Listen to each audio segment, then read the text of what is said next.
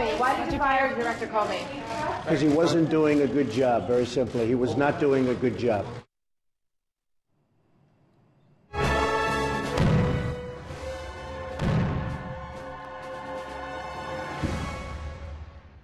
Folks, we now know that comment by President Donald Trump was a flat-out lie, including every comment his administration has made as it related to the firing of Jim Comey. It was on Monday when Donald Trump met with Attorney General Jeff Sessions as well as Rosenstein, the Deputy Attorney General, and asked them for a letter, for a memo to justify the firing of Jim Comey. He had already decided he was going to fire the FBI director because he had been angered by his repeated comments when it came to the Russia investigation. We have reporting today from the New York Times, the Wall Street Journal, from the Washington Post, detailing exactly what went on. We also have the Post reporting that Rosenstein threatened to resign if the White House did not clarify that he did not suggest that Trump should fire Comey. All of this is explosive. Now we also understand from reporting from the Wall Street Journal and others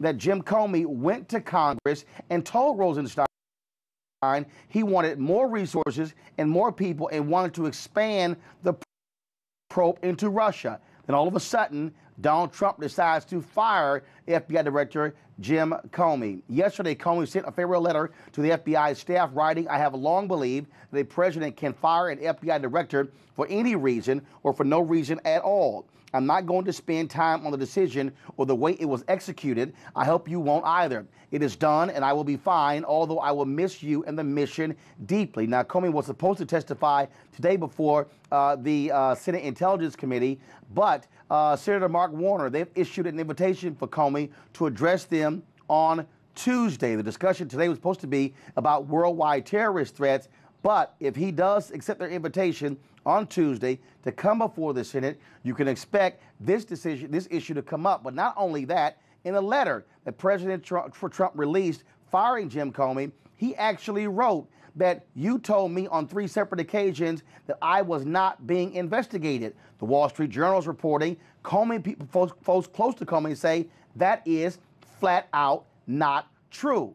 What is going on with this White House? What is going on with their repeated lies? Democrats, some Republicans say Comey was out of line when he reopened, of course, the Hillary Clinton email probe before the presidential election, but no one is buying the assertion that those missteps are the reason that Trump decided to fire Jim Comey. Again, a flat-out lie. Yesterday, Sarah Huckabee Sanders goes before the cameras at the White House Daily Briefing and continued the line from this administration.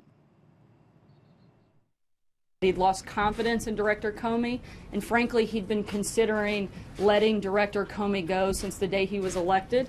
If Hillary Clinton had won the election, which thank God she didn't, but if she had, and she had been in the same position, she would have fired Comey immediately, and the very Democrats that are criticizing the president today would be dancing in the streets celebrating. So it's just, I think, the purest form of hypocrisy. Really, Sarah? How about this hypocrisy? Last week, Donald Trump said he had full confidence in the FBI director.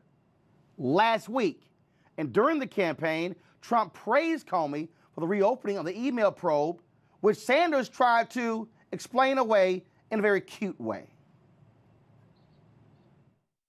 The president was wearing a different hat at that time. He was a candidate, not the president. Those circumstances certainly change when you become the president. I think also having a letter like the one that he received and having that conversation that outlined the basic just atrocities in circumventing the chain of command in the Department of Justice. Atrocities. Circumventing the chain of command. The same chain of command Trump praised as a candidate. But she says it's different now. He's a president. Senator Dianne Feinstein, the senior Democrat on the Senate Judiciary Committee, demanded the committee hold a hearing to assess President Trump's decision to fire former Director Comey and that Trump needs to answer questions about the timing of his decision. At a minimum, the decision to fire Comey raises questions about the appropriateness and timing of firing the person in charge of an investigation that could, I won't say would, but could implicate the administration. To have this happen, and happen now, is beyond surprising. Yesterday, I caught up with Republican Senator Lindsey Graham, who doesn't shy away from criticizing the president. I asked him about the impact of these latest developments will have on the Russian probe. What I don't want to buy into that firing Comey is the end of the investigation. It's not, and the FBI is no bigger than Comey. I want to know what happened, all things Russia. I want to know who leaked the information to the Washington Post about the Russian ambassador in Flynn. I want to know, was there any compromise, any collusion between the Trump campaign and the Russians? If you got any suggestion that Trump's business dealings are out of ordinary, I want to know that. So things go on. We get a new FBI director, and be somebody I hope we all can agree on is capable of doing the job. So no, this is not ending the investigation at all. Shouldn't the president come out and talk to the American people? When the president fires the FBI director, it shouldn't be left up to his office. That's actually a good point. Explain it, but I think also, quite frankly, it should release his tax returns. No reason to subpoena his tax returns, but I'd like to, get that behind us. The bottom line is, Democrats called for the guy to be fired. He's been fired, and I don't think he ever did anything intentionally wrong. I think he's a patriot. I think that letter about Clinton, it did affect the election. It's not a specific intent crime to mishandle classified information. What he said about Anthony Weiner in Aberdeen apparently didn't pan out. So the bottom line is we get a chance to start over with a new FBI director, but that doesn't mean we're going to stop the investigation. Quite the opposite. Last question, isn't also the credibility of Congress on the line as well?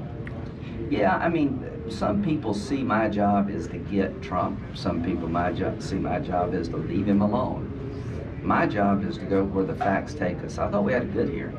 I thought Sally Yates did a good job. I thought she did exactly what you're supposed to do. Ted Cruz and Corner might disagree. Well, I tell you what, about the executive order, you can have disagreements about that. The court was on her side. I thought the first order was overbroad. But in terms of what she did to go to McCann, I thought was the right thing to do. And, eventually Flynn was fired. Should have been sidelined before he was fired. Maybe so, maybe not. But the bottom line here is that we've got a chance as a Congress not only to find out what Russia did, and we got to punish them. What good is it to find out that they interfered with our election and nothing happens? So he's going to meet with Lavrov today. Fine. You can work with the Russians all you want to. Just be aware of who you're working with. All right. Senator Graham? Thanks. Let's turn to Paul Butler, a former federal prosecutor, professor at Georgetown Law School. Paul, are we operating right now in a constitutional crisis? Not yet. Look, the FBI director had to go. President Trump did the right thing for the wrong reason. The timing is atrocious. What the FBI director did back in July when he made those outrageous allegations against Secretary Clinton without giving her a chance in a court of law to defend herself was untenable. I was a prosecutor, came up with Rosenstein at the Department of Justice doing public corruption. You learn on the first day you start, you don't make allegations against people unless you are going to charge them and give them a chance to defend themselves. And then in October, he compounded the error and basically got Donald Trump elected. That was outrageous. He ignored the chain of command. He needed to go. But you have Trump firing him in the middle of a Russian investigation, on the heels of him asking for more resources. Yes. Rosenstein only there in the position for 2 weeks. Yes. And now we know that Trump called him into a meeting on Monday and asked them, in essence, provide me the ammunition to fire him. And then they come out and say, oh, it was, Sean Spicer says, oh, it was a Rosenstein, Sarah Huckabee Sanders. Oh, it was all on him. He decided all this on his own. Now we're hearing Rosenstein threaten to resign unless the White House fixed that. My man got played. Unfortunately, that's what happened. Again, everything he said in that memo about why Trump should do something about Comey was correct. But Trump exploited that. That's not the first time that he's, taken something that's halfway true and done something scandalous with it. So the problem here is Rosenstein's credibility is now on the line because now members of Congress are saying, I can't trust this guy, what he has to say. He just got confirmed, 94-6 by the United States Senate. Here we are 2 weeks later, and all of a sudden his credibility has gone out the window. And so if the White House continues to assert it's all on him, Trump is going to give an interview later today with Lester Holt. Let's say he continues throwing Rosenstein under the bus. I wonder if Rosenstein says, I can't stay. Well, if I'm Rosenstein, what I do is stay and conduct the investigation. Remember, at this point, there is still an investigation of Russiagate. The Attorney General, Sessions, has recused himself, so Rod Rosenstein is in charge. Okay. He supposedly recused himself, but he certainly was involved in the firing of Jim Comey, which shows he didn't recuse himself. I mean, his hands are very dirty. So again, what Rosenstein is doing is providing cover. I've known Rosenstein for 30 years. The man has a lot of integrity. He's in deep stuff right now. I mean, I would think the only thing that bails him out, if he literally comes forward and says that we are going to continue the investigation in Russia, whoever is the new FBI director, I'm going to give them all the available resources. He has to actually, I think, make that strong statement. That's exactly right. And he says, we're running this investigation. The Department of Justice is the boss of the FBI. Agents never like to admit that, but that's true. So if what Trump said in that letter is correct, that Comey told him 3 times that he's not a subject of this Russiagate investigation, I think it's incumbent on Rosenstein to say that's not true. This is an ongoing investigation. We're going to take it wherever the facts lead us, including if that's up to the President of the United States, that's where the investigation is going to go. Okay, let's go to Rita Shabarara, of course, Republican political strategist and consultant. Ray Baker, host of the Public Agenda podcast. Amber Phillips, co-host of the Black Joy Mixtape podcast, co-director of Black Arena. Should Congress haul Rosenstein down? Should they have Comey testify, have Sessions testify to get an accurate timeline? Because what the White House has given us so far has been nothing but lies. Well, Comey's been asked to go to Congress. I don't believe he's accepted yet. He is now a private citizen. He served at the pleasure of the president. So this is not surprising. Was it politically smart? Absolutely not. Was it legally a problem for the president to fire Comey? No, it wasn't. But what we need to really look at here, and the key word is collusion, I think you'll agree with me, there was evidence that was coming before Director Comey of collusion between the Trump campaign and Russia. And every day the calls became more frequent and the evidence became more apparent. So the timing of his dismissal is really everything here. It's caused a really serious conundrum in Congress for Republicans, because you've got supporters of the president, such as Senator Richard Burr, coming out and saying, I'm concerned about this, we've got to handle this differently, and people in the House saying, time for an independent investigation, and I'm one of the Republicans who is for that. Ray and Amber, a lie. I mean, the lies are stacking up, and the problem is you have the White House saying one thing, Trump saying one thing, but then Comey's people are saying he didn't tell him 3 times he wasn't being investigated. Now Rosenstein said, wait a minute, you called me into a meeting, not, oh, I gave you the memo, and now it's, oh no, he operated independently. The lies are stacking up. Yeah, I think going back to what you said earlier, that I believe that he definitely should have been fired.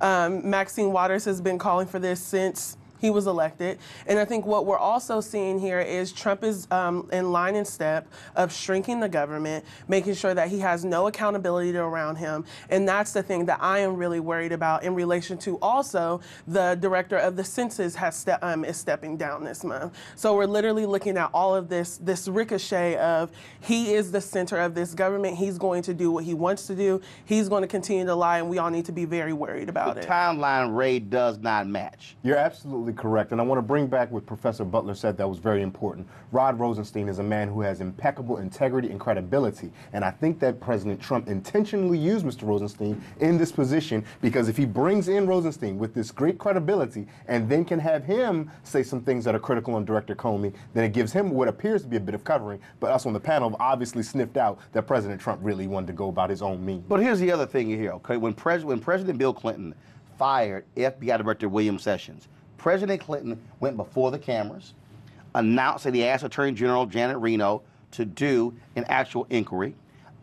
They completed the inquiry. He announced the firing. Mm-hmm. Here you have Trump sends a letter, gives it to his personal bodyguard, has him deliver it to the FBI while Comey is in Los Angeles. Right. And then all of a sudden, he's called members of Congress before, doesn't call Comey. Doesn't call a guy you're firing. And again, the Inspector General's investigation into Comey's activities is still ongoing. And so if you look at how President Clinton handled it, that's how you fire it. And here we have a president of the United States who still has not come before the American people people to tell us from his mouth what happened. No, he simply says it talking to the Russia foreign minister where no American media was allowed in, only Russia. But this is the Apprentice White House edition. We've seen him do this several times. He shows up at the end of the show and says, here's who's fired, here's who's staying. So there's really no comparison. We're talking about a celebrity and a real president who did their job, and Donald Trump is not about that life. I believe I have a guy coming out toward black men in the criminal justice system, chokehold policing black men. And I kept thinking, can you imagine if you're a brother and the police are investigating you, you can fire the police, you can fire the prosecutor, say bye-bye? I mean, give me a break. And it's not just Comey. Every time someone gets close to Trump in this investigation, they got to go. We saw that with the National Security Advisor. We saw that with Sally Yates. This is a man who was scared to death of being investigated about Russia. Final comment, Rena. Too frantic, too chaotic. I blame Reince Priebus, the chief of staff. He could have helped handle this better. If I were advising the White House, I would have said, listen, you needed to get somebody in his place before you booted this guy. That would have been much better. But remember, according to the reporting of the New York Times and the Washington Post, Priebus and Bannon even questioned the timing of firing him. They said, look, we agree with the firing. Don't do it right now. Trump doesn't listen to anybody. He only listens to what's on cable news, and the lies are stacking up, folks. A peaceful protest turned deadly. 37-year-old black man was shot and killed by Baton Rouge police. His hands are in the air, and you still get shot by the cops. Oh my God, please don't tell me he's dead. We're not gonna let hate define us. Race is a big part of this. If truly all lives matter, then all lives need to matter equally. What we require is action. What we require is accountability. We understand that black lives do matter, and we will keep focused on this issue. NewsOne Now, every weekday morning at 7 on TV1.